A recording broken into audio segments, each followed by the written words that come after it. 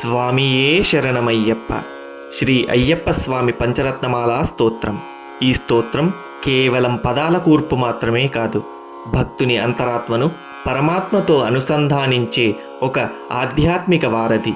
ఇందులో ప్రతి శ్లోకం స్వామివారి యొక్క అనంతమైన శక్తిని, కరుణామృత రూపాన్ని మరియు శత్రు సంహారక వైభవాన్ని రత్నప్రాయంగా అభివర్ణిస్తుంది.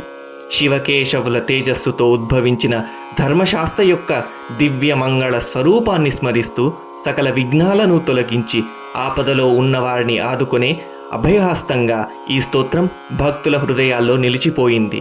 ఈ పంచరత్నమాలా స్తోత్రం చివరిలో చెప్పబడిన ఫలశ్రుతి ప్రకారం ఎవరైతే నిత్యం అత్యంత శుద్ధితో భక్తితో ఈ 5 శ్లోకాలను పఠిస్తారో వారిపై భగవంతుడైన ఆ అయ్యప్ప స్వామి సంపూర్ణంగా ప్రసన్నుడవుతారు.